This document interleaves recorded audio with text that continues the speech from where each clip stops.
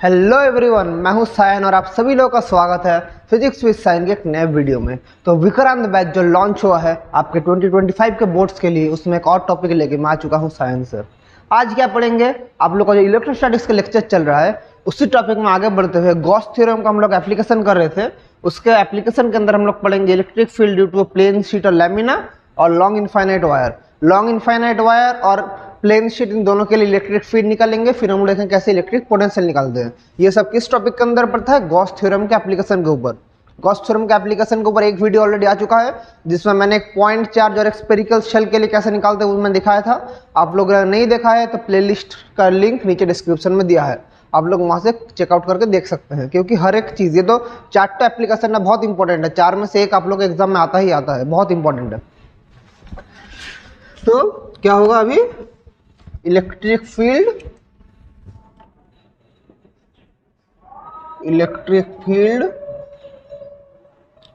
Number 3 due to a conducting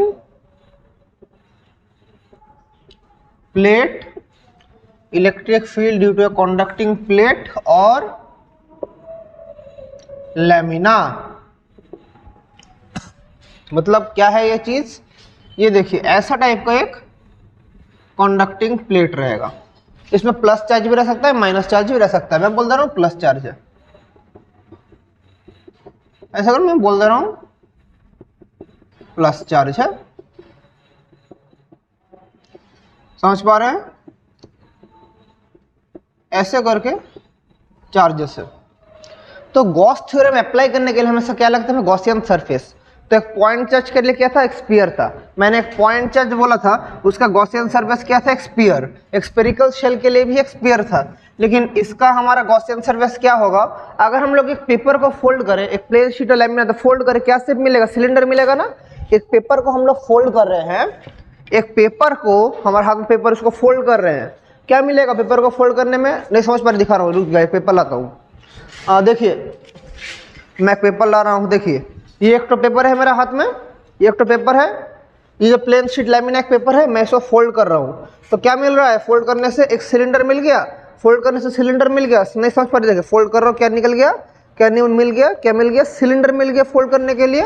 तो वैसे ही अगर हम लोग सॉरी, एक पेपर को फोल्ड करके सिलेंडर मिलेगा, तो इधर एक गॉसियन सरफेस क्या होगा? इधर गॉसियन सरफेस एक सिलिंड्रिकल सरफेस होगा। यानी हमारा गॉसियन सरफेस कुछ ऐसा टाइप का होगा। हमारा गॉसियन सरफेस कुछ ऐसा टाइप का होगा। तो ये मेरा एक गॉसियन सरफेस होगा। ये सिलेंडर मेरा क्या होगा? ये जो सिलेंडर है ये मेरा गॉसियन सरफेस होगा। तो गॉसियन सरफेस क्या होगा? ये जो हमारा सिलेंडर जो प्लेट के एकदम बीचों बीच से जाएगा, this is our Gaussian surface. ठीक है, गॉसियन सरफेस। अब इस गॉसियन सरफेस का टोटल कितना सरफेस है? इसका टोटल 3 सरफेस है। एक तो हमारा यहाँ पर है क्या, इस तरफ है DS1, एक तो है इस तरफ DS2 और ऊपर DS3। अभी तक इलेक्ट्रिक फील्ड का डायरेक्शन क्या है? इलेक्ट्रिक फील्ड का डायरेक्शन क्या है? इलेक्ट्रिक फील्ड का डायरेक्शन, अगर ये सेंटर है तो हमेशा प्लेट से बाहर की तरफ है। इलेक्ट्रिक फील्ड का डायरेक्शन ऐसा, रेडियली आउटवर्ड, प्लेट से बाहर की तरफ। तो इलेक्ट्रिक फील्ड का डायरेक्शन क्या है? इलेक्ट्रिक फील्ड का डायरेक्शन हमेशा बाहर की तरफ। इलेक्ट्रिक फील्ड है बाहर की तरफ, इलेक्ट्रिक फील्ड है बाहर की तरफ, ऐसे है, ये ऐसा तरफ है। तो यहाँ पर 3 तो होगा, एक तो E.DS1, E.DS2, E.DS3। तो उसके साथ DS3 के साथ इलेक्ट्रिक फील्ड क्या 90 डिग्री होगा। तो अकॉर्डिंग टू गॉस, मैं लिख दे रहा, समझ पाएंगे। According to Gauss theorem, phi equals to E.DS1 plus E.DS2 plus E.DS3 equals to Q by epsilon naught. Q मतलब टोटल चार्ज एनक्लोज्ड है, Q मैं बोल रहा हूँ, Q by एप्सिलॉन नॉट। अभी देखिए E.DS1 सेम डायरेक्शन में है, तो क्या हो जाएगा? E.DS1 cos 0 degree plus same चीज इसके लिए क्या होगा, ई ds2 cos 0, लेकिन इसके लिए क्या होगा, ds3 देखिए ऊपर की तरफ है, मतलब ई ds3 cos 90 डिग्री, ये सब जो है 0 डिग्री, ये सब है 90 degree, equals to q by epsilon naught. अभी देखिए E ds1 plus E ds2 equals to q by epsilon naught. cos 90 का वैल्यू क्या है, cos 90 का वैल्यू है 0, तो ये निकल रहा है। अभी देख पा रहे हैं ये एक आइडेंटिकल सिलेंडर है, आइडेंटिकल सिलेंडर है तो ds1 इक्वल्स टू क्या होगा, ds2 होगा, आइडेंटिकल सिलेंडर है। तो मैं इसको ऐसे लिख सकता हूँ 2e ds equals to q by epsilon naught, मैं लिख सकता हूँ, obviously I can write this. इसको हम लोग फिर से लिख सकते हैं 2e integral of ds equals to q by epsilon naught. अभी इसको हम लोग फिर से ऊपर लिख रहे हैं, देखिए क्या होगा, इस चीज को अगर मैं इधर लिखूं तो 2e into A equals to q by epsilon naught, जहां पर हमारा ds क्या होगा, ds होगा हमारा total area, integration of ds मतलब इसका टोटल एरिया, ए है टोटल एरिया। तो मैं इसको कैसे लिख सकता हूं, तो मैं इसको ऐसे लिख सकता हूं E equals to q by 2 epsilon naught A लिख सकता हूं। Yes, obviously I can write this. और इस फॉर्म को देखिए, मैं इसको ऐसे लिख सकता हूं q by A into 1 by 2 epsilon naught. q by A को हम लोग क्या बोलते हैं, सिग्मा। सिग्मा क्या है, सरफेस चार्ज डेंसिटी, तो sigma by 2 epsilon naught electric field. So this is the electric field due to a plane charge और कंडक्टिंग प्लेट। मतलब सिग्मा क्या है, q by A that is surface charge density. Sigma क्या है बच्चों, sigma है surface charge density q by A. तो ये है। अभी अगर एक डाइलेक्ट्रिक मीडियम रहता है इसके अंदर एक डाइलेक्ट्रिक अगर मीडियम रहता, मतलब इसके अंदर मैंने एयर में कंसीडर किया था, अगर एक डाइलेक्ट्रिक मीडियम रहता, if there is an dielectric medium, तो क्या होता, डाइलेक्ट्रिक मीडियम रहने से E equals to sigma by 2k epsilon naught, जहां पर k क्या है, डाइलेक्ट्रिक कांस्टेंट। k क्या है बच्चों, डाइलेक्ट्रिक कांस्टेंट। और इन एयर में k का वैल्यू क्या होता है, एयर और वैक्यूम k का वैल्यू 1 होता है।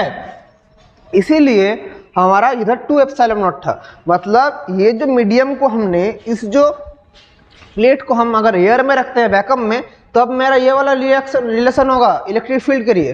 अगर एयर या वैक्यूम में नहीं रख के किसी और मीडियम में हम रखते हैं, तब सिर्फ एक नीचे k मल्टीप्लाई हो जाएगा। ये मैंने क्या लिखा है, 2k एप्सिलॉन नॉट। ये क्या है, 2k एप्सिलॉन नॉट, जहां पर k क्या है, डाइलेक्ट्रिक मीडियम जिसमें रखेंगे उसका रिस्पेक्ट में इसका इलेक्ट्रिक फील्ड होगा। समझ गए। अभी अगर यहाँ से पोटेंशियल निकालने के लिए देता, तो वो भी हम लोग निकाल लेते, हम लोग पोटेंशियल निकालेंगे जब हम लोग कैपेसिटर चैप्टर पढ़ेंगे। कैपेसिटर में इसी प्लेन प्लेट के लिए हमने पोटेंशियल भी हमें निकालना पड़ेगा। तो पोटेंशियल कैसे निकालेंगे, पोटेंशियल तो उतना हार्ड नहीं है।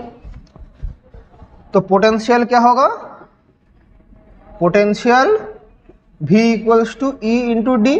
तो क्या हो जाएगा, sigma by 2k epsilon naught into D. और अगर मेरा इलेक्ट्रिक फील्ड वेक्टर फॉर्म में मांगता, तो वेक्टर फॉर्म में क्या होता, वेक्टर फॉर्म में अगर इसको देता तो E equals to sigma by 2k epsilon naught N cap मतलब ये जो डायरेक्शन है इसको बोलेंगे एन कैप। अगर ये एक्स डायरेक्शन में होता है एक्स कैप, वाई डायरेक्शन में होता है तो वाई कैप, जेड डायरेक्शन में होता है तो जेड कैप।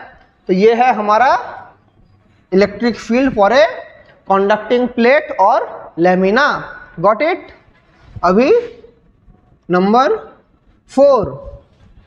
4 वो क्या है, electric field due to a, अभी हम लोग करेंगे due to a long infinite wire, due to a long infinite wire, electric field due to a long infinite wire. Application number 4, ये भी इजी है, सिर्फ समझ लीजिए कैसे अगर गॉस थ्योरम जब भी आप लोग यूज करेंगे गॉस थ्योरम, चीजें बहुत आसान हो जाएगा। तो लॉन्ग इनफाइनाइट वायर क्या है, ये है हमारा एक लॉन्ग इनफाइनाइट वायर, इस तरफ भी बढ़ रहा है, इस तरफ भी बढ़ रहा है। तो इसके लिए इसका चार्ज ऐसे करके हमारे इसका चारों तरफ चार्ज है, ठीक है, चार्ज रिसाइड कर रहे हैं इस वायर के चारों तरफ, ऐसे हमारा चार्ज रिसाइड कर रहा है। तो अगर ऐसा चार्ज रिसाइड कर रहा है तो इसके लिए गॉसियन सरफेस क्या होगा, हमें निकालना पड़ेगा। यहां से एक पॉइंट है P, यहां से R डिस्टेंस दूर एक पॉइंट है P, वहां पर कितना इलेक्ट्रिक फील्ड और पोटेंशियल हमें निकालना पड़ेगा। तो कैसे निकालेंगे, तो एक लॉन्ग इनफाइनाइट वायर के लिए भी क्या गॉसियन सरफेस है, एक सिलेंडर। तो इसके लिए भी क्या होगा हमारा, अगर इसको इमेजिन करें तो इसके लिए भी हमारा गॉसियन सरफेस क्या होगा, एक सिलेंडर होगा, समझे। इसके लिए गॉसियन सरफेस होगा एक सिलेंडर। अभी इस सिलेंडर का भी कितना टो सरफेस है, 3 टो सरफेस, एक है इस तरफ है DS1, DS2 और इस तरफ है DS3। और इलेक्ट्रिक फील्ड किस तरफ है, इलेक्ट्रिक फील्ड है हमारा इस तरफ, रेडियली आउटवर्ड। इलेक्ट्रिक फील्ड है हमारा किस तरफ, इस तरफ, रेडियली आउटवर्ड। तो ये जो सिलेंडर है ये क्या है हमारा, ये है हमारा गॉसियन सरफेस। ये सिलेंडर हमारा क्या है, गॉसियन सरफेस। तो लिख सकते हैं अप्लाइंग गॉस थ्योरम, हम लोग लिख सकते हैं, क्या लिख सकते हैं, phi equals to E dot DS1 plus E dot DS2 plus E dot DS3 equals to Q by epsilon naught लिख सकते हैं। तो इसको क्या होगा, E DS1 cos 90 डिग्री कि ऊपर की तरफ है 90 degree plus E DS2 cos 90 degree plus E DS3 cos 0, क्योंकि देखिए इस तरफ है 90 डिग्री, इस तरफ है 90 डिग्री, सिर्फ इस तरफ इलेक्ट्रिक फील्ड का लाइन में है, इलेक्ट्रिक फील्ड भी इस तरफ, DS3 भी इस तरफ, बाकी ऊपर की तरफ क्या है। तो इसके लिए हमारा इलेक्ट्रिक फील्ड इस तरफ क्या होगा, इसके लिए 0 हो जाएगा, इसके लिए भी इलेक्ट्रिक फील्ड 0, इलेक्ट्रिक किसके लिए रहेगा, इस तरफ रहेगा। समझ पा रहे हैं, cos 0 equals to Q by epsilon naught. तो देखिए क्या होगा, दिस इक्वल्स टू 0, ये भी 0 क्या पड़ा रहेगा, सिर्फ E DS3 equals to Q by epsilon naught, ठीक है।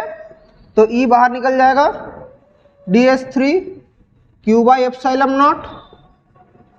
DS3 क्या होगा, DS3 अगर इसका रेडियस है R और इसका टोटल लेंथ है हमारा L, तो हमारा एक ये क्या है, ये एक सिलेंडर का एरिया क्या होता है, सिलेंडर का एरिया क्या होता है 2 पाई RL, ये होता है सिलेंडर का एरिया। इसका जगह क्या लिखेंगे, 2 pi RL Q by epsilon naught. तो क्या होगा, equals to Q by 2 pi RL epsilon naught, ये आ रहा है। इसको हम लोग ऐसे भी लिख सकते हैं,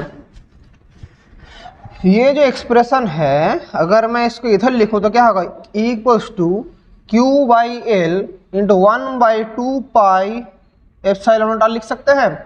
Q बाई L का मतलब क्या है, लैम्डा, तो lambda by 2 pi epsilon naught R, ये है इलेक्ट्रिक फील्ड। जहां पर अच्छा से मैं लिख रहा हूं, देखिए इसका मतलब E इक्वल्स टू क्या है, lambda by 2 pi epsilon naught R, जहां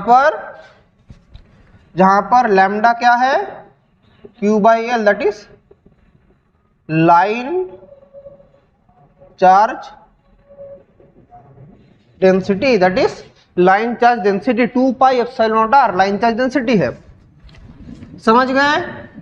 अभी अगर हम लोग वेक्टर फॉर्म में देखें तो वेक्टर फॉर्म में क्या उस तरफ है, तो इस तरफ का अगर मेरा यूनिट वेक्टर n कैप है, इस तरफ का यूनिट वेक्टर अगर n कैप है तो मैं लिख सकता हूं equals to lambda by 2 pi epsilon naught R n cap लिख सकते हैं ऑब्वियसली।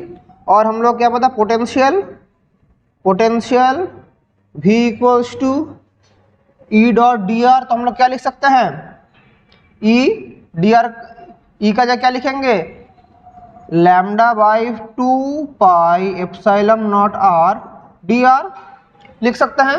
लिमिट कहाँ से कहाँ है, यहाँ पर लिमिट है 0 to r, 0 to r limit है, तो लिमिट कहाँ से कहाँ, 0 to r, तो जो जो कांस्टेंट है बाहर आ जाएगा, lambda by 2 pi epsilon naught D R by R 0 to r, तो lambda by 2 pi epsilon naught लॉन r कहाँ से कहाँ 0 to r, ये आ रहा है। तो अल्टीमेटली मेरा आंसर क्या आएगा, lambda by 2 pi epsilon naught लॉन r। तो मेरा पोटेंशियल क्या आ गया, तो फिर lambda by 2 pi epsilon naught लॉन r। तो हमने एक लॉन्ग इनफाइनाइट वायर के लिए भी इलेक्ट्रिक फील्ड और पोटेंशियल हमने निकाल लिया, समझ गए। तो बहुत ही ईजी है। तो यहाँ से गॉस लॉ का, गॉस थ्योरम का टॉपिक खत्म होता है और आपको इलेक्ट्रोस्टैटिक्स में बहुत ही छोटा पार्ट बाकी है, जो कि इलेक्ट्रोस्टैटिक्स पोटेंशियल एनर्जी और हमारे इक्विपोटेंशियल सरफेस। और उसके बाद हम देखेंगे पास्ट ईयर क्वेश्चन में क्या क्या आया है इलेक्ट्रोस्टैटिक्स से, कितना हम लोग पास्ट ईयर क्वेश्चन में पढ़ेंगे, क्या क्या पास्ट ईयर क्वेश्चन में हम लोग जरूरत है वो हम लोग सॉल्व करेंगे। तो आज का सेशन हम लोग यही एंड करेंगे। तो गॉस थ्योरम का मैंने जो 4 एप्लीकेशन कराया, पहले पॉइंट चार्ज, फिर स्फेरिकल शेल, फिर क्या, फिर हमारा लैमिना और लास्ट में लॉन्ग इनफाइनाइट। चारों में से एक आएगा ही आएगा, बहुत इंपॉर्टेंट टॉपिक है। एक क्वेश्चन यहाँ से आता है, एक क्वेश्चन डाइपोल मोमेंट का मैंने जो केसेस पढ़ा था वहाँ से आता है, बहुत इंपॉर्टेंट है। मैं बोल रहा हूँ आएगा, तो अच्छे से मन लगा के पढ़ाई कीजिए। तो और पढ़ने का टाइम अगर कुछ भी डाउट्स होता है, कुछ भी समझने में प्रॉब्लम होता है, तो आप लोग मुझे पूछ सकते हैं कि सर ये समझ नहीं आया, वो समझ नहीं आया। मैं कभी भी आप लोग को नहीं बोलूँगा कि मैं नहीं समझाऊंगा, मैं हूँ तो आप लोग को समझा के रहूँगा। तो चलिए आज का क्लास यहीं पर एंड करते हैं। Wishing you all the very best and thank you.